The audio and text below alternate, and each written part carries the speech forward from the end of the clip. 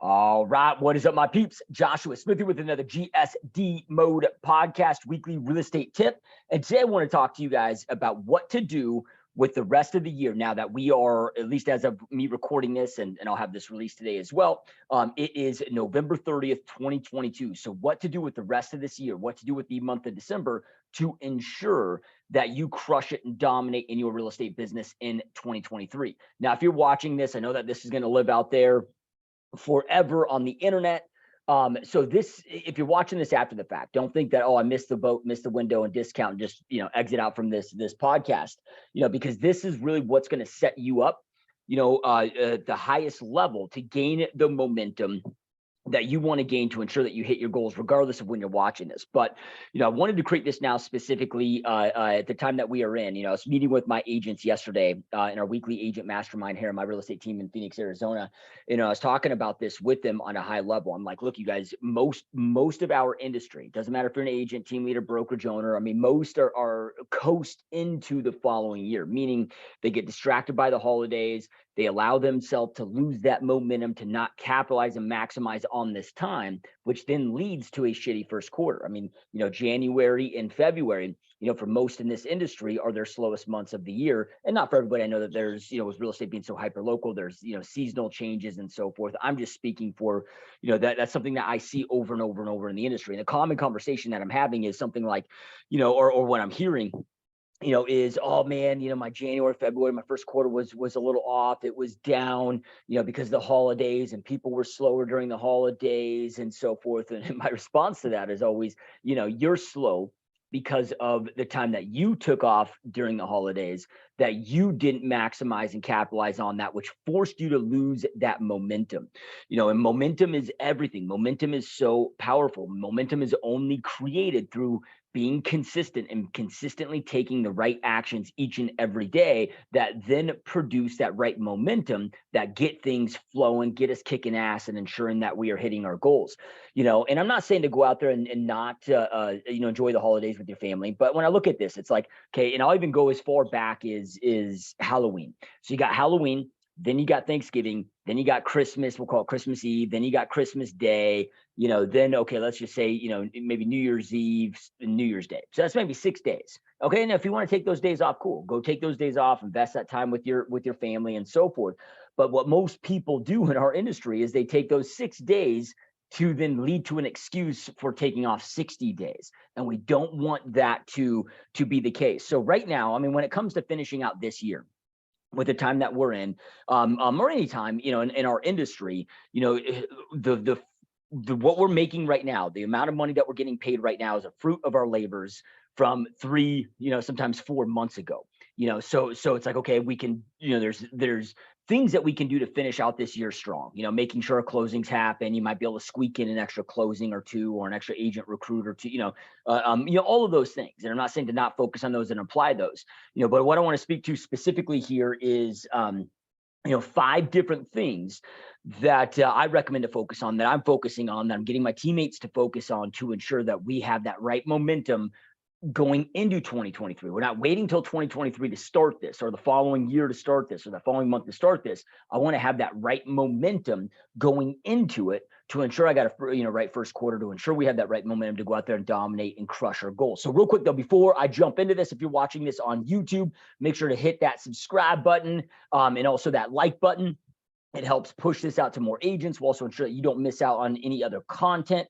Also, make sure that you check out gsdmode.com. On there, you can see all the different places that we have this podcast. So, I know, we're on YouTube, but that's where we get the least amount of our views, downloads, and so forth. The vast majority of our downloads, we get about 10x the amount of downloads, on the audio podcast. So, but we're on Apple Podcasts, Google, pretty much everywhere that podcasts are at. We're on Spotify, all those different channels, so you can connect with the podcast, at many of those different mediums at gsdmode.com. Also got a bunch of free training resources to help you continue to level up in your business. So again, smash that subscribe button, that like button, go check out gsdmode.com. All right, let's jump on in to these 5 different things. All right, so the first step here is to make sure that you have extreme clarity on what you want to create in 2023. And some of this, I'm going to speak more specific to business here, but this applies to all things. So this could be applied to, health and fitness and any aspect that you want to level up and take your life to that next level. And hopefully you are setting goals not just for business. It's in my opinion, which may not mean much, but is we want to live a well-rounded life, man. And I've also found that all things impact all things. So if, I don't have intentionality to my health and fitness, well, my business can hinder from that. I know so many that have succeeded in the business realm, and I'm sure you know of them or we've all seen of them, but then fail in all other aspects of their lives. They don't have no relationship to their kids, or they're, maybe multiple failed marriages, or have lost all of their health, and now would give back all of their money to gain their health back, but maybe it's too late. So, looking at this and have that clarity of, okay, as of December 31st, 2023, what exactly do I want to have accomplished in any aspect of my life that is important to me? What would have made that year a win? Get that type of clarity. So then you know what that looks like, man. Like if you don't have clarity, it's impossible to go out there and put an effective plan in place. If you don't have that clarity that gets you excited, well, it's very difficult to go out there and take the necessary action, because all of this takes work and it's hard to get in there and put in the work, if we don't have that clarity. So it all starts with getting clarity. So make sure that you have that extreme clarity that you want to go out there and create in 2023. What at the end of the year in 2023, at the end of the next year, whenever you're watching this or listening to this, what on December 31st of whatever that year is, so December 31st of 2023, what must happen so you're high-fiving yourself and you're saying like, damn, dude, I did it. And now I'm ready to go to the next level, right? Like what must happen? Okay, so then from there, in all aspects that you've got clarity on, that you want to create a new level of success at. And again, we're going to speak more specific to business here, but this is going to apply to all things. Then from there, we need an effective plan. We need to know what that plan is, and it doesn't mean that plans aren't subject to change. My business plans are always, tweaking, changing. I'm always assessing them. I'm always reviewing them and relooking at them on a daily, weekly, monthly, quarterly basis. We're always pivoting and changing, but I want to have that initial plan to go in there. So I want to break down and identify, okay, we'll just speak to business here specifically, but as an example, like, okay, what are my exact lead sources? How many leads do I need to generate per lead source? How many clients do I need to take on, whether that be buyers, sellers, or agent recruits, or whatever? How many closings do we need to have in place? Like, I want to plan all of that out so I know what that looks like. And then hopefully, your numbers, you're tracking your numbers. I know I talk about that a lot here on this podcast, but I even take it down a step further. Like, I want to know what it takes to win on a daily basis. The last thing that you want to, the last thing that I want to have in any of my businesses is when I show up at the office each and every day, or let's just say, and this is what most are at in our industry, let's not kid ourselves, where they're like, okay, I'm going to work hard today. And they're like, well, what should I do? Right? That is a losing plan. I mean, like hopefully working hard every day and wanting to take those actions, but you should know each and every day what winning is, what winning looks like. Each and every single day, I should know, okay, well, here's how many leads I need to generate based on these lead sources. Here's how many reach outs I need to do. Here's how many conversations I need to have. Here's how many appointments I need to be setting, and so forth. So I have that on an annual basis. So it rolls up from annually. So we start annually, and then we break those down to monthly. Then we break them down to weekly. So then based on that and how many days I'm able to work that week, and that's going to be different for all of us. But if you're a guy like me that, where it works most days, work 7 days a week, I can start breaking that down, but then from there, each day by day is going to change. That's why I always want to know week by week what my numbers are. And this is why we do in my team, we do our weekly planning sessions. So then that way we know on a weekly basis, okay, what's our lead goal? How many hours must we follow up to ensure that our follow-up goal happens? How many buyer brokers must we sign? How many listing agreements must we sign? And we take it further than that with our self-development plans, personal goals. We set personal goals and, and so forth. And we plan that out. And we go around the room discussing it, talking about objections that we're having and areas of help that we need and support that we need. We do that each and every week. We do, 2-hour mastermind discussing just that, as a team. But then that way, okay, each and every day, I got these 7 days, I got to get all this stuff done. Well, maybe this day, it's like I got a bunch of clients coming into town, whatever it may be. I'm back to back with clients. So my lead follow-up, is gets hindered. But then tomorrow, maybe my client time is minimized so I can make up for that volume, because day by day things can change and things can come up. So then, but then on that, when we know those, yearly numbers broken down monthly, broken down weekly, that allows us to plan each and every day out based on what that day is. So make sure that you have that plan in place.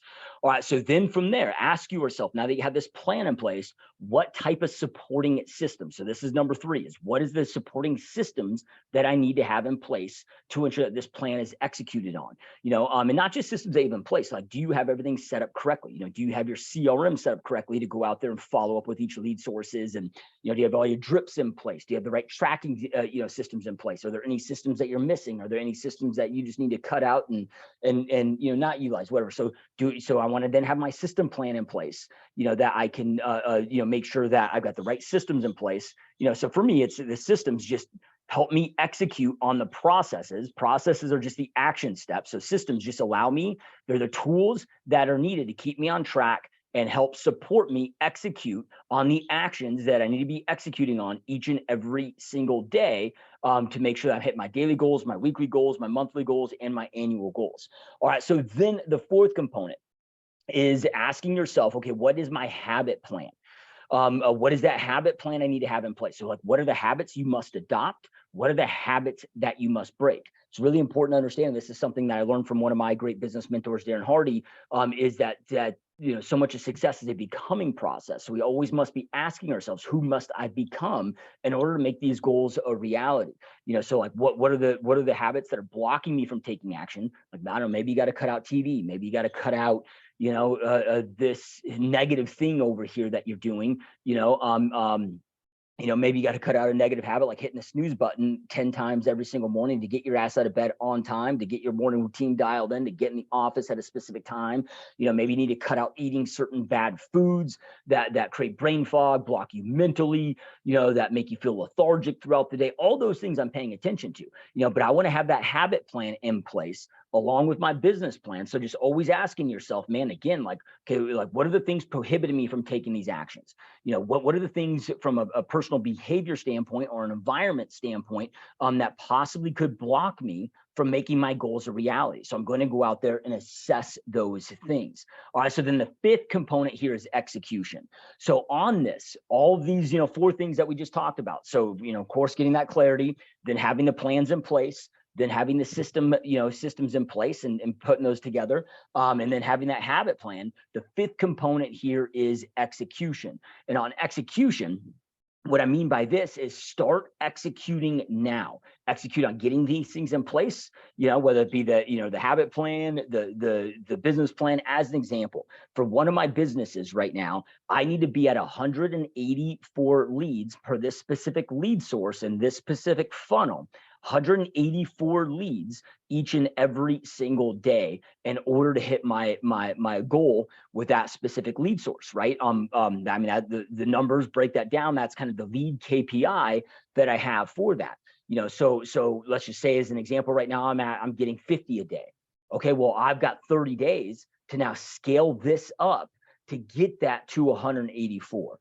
So by executing now, it will then ensure, hopefully, if we do all these things right, it will then ensure that by January 1st or by the beginning of that year, boom, that you've got, like, you're running into the year. You've already got that momentum. What most people do is they wait till the first of the year. Well, usually January 1st, they're fucking hungover, right? Or whatever. I mean, not me. I'm not going to start the year off on a bad note. Even when I did party, it was like I in business, I never wanted to party on New Year's Eve because I never want to start the year off on the first day of the first new year in a bad state. Now I don't drink, so that's not an issue for me. But it's like, okay, most or let's just say they start on January 1st and now they start implementing all this stuff. Well, now they got to build up the lead flow. They got to build up to that follow-up flow and all of those things. No, I want to be already there. So then by January 1st, it's like I'm sprinting in. I'm already generating the amount of leads that I need per lead source. I'm already following up with those number of leads. Let's just say, okay, normally you're doing 30 follow-up calls every single day, and you got to scale that up to 75. That's going to take, obviously you got to make the room for that time, it might take, different different element of mental discipline, all of those things. It's like now you've built up into that. It's like, okay, if I've never worked out before and I start working out, but I need to be working out 5 days a week, but maybe in the beginning I'm only working out 3 days a week. Well, then it's like, okay, let me start working out 3 days a week till my body adapts to that. Then add that 4th day a week till my body adapts to that. And then boom, that 5th day. But now I've given myself that, I've seasoned, myself, if you will, my business. So then now, bam, I'm running with this. And it doesn't matter what it is. If you're, again, it doesn't matter. This applies to anything and all things. So it doesn't matter if you're an individual agent watching this, team leader, brokerage owner, all of it's the same for all of us, when it comes to this stuff. And it's so damn important.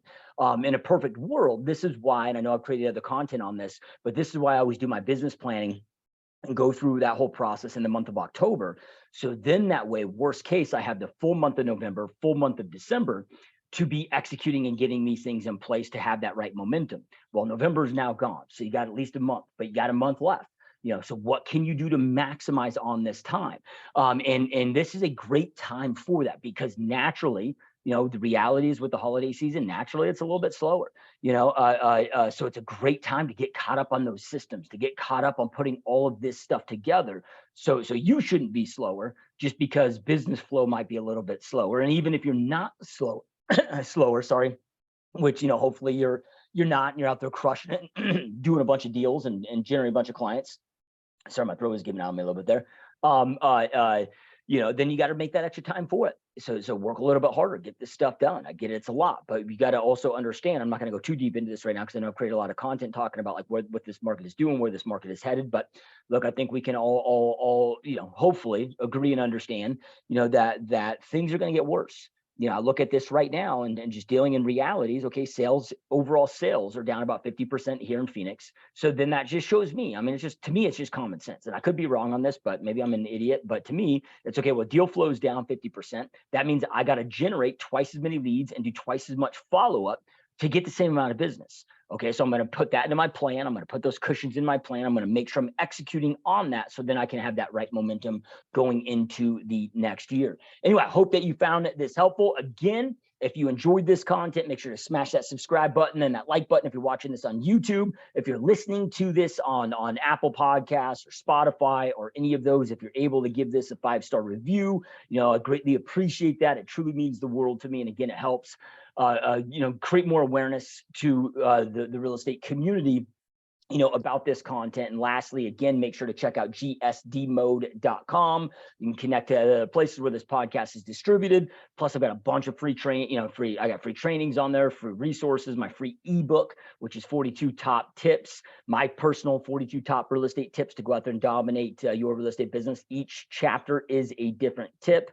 There's no fluff in there. I'm breaking down exact scripts and tactics and strategies. It's not written like a novel. It's just boom. Here's exactly what I do here, and here's why. The book is called Dominate Your Real Estate Business, Top Tips from Top Producers. So you can check that out.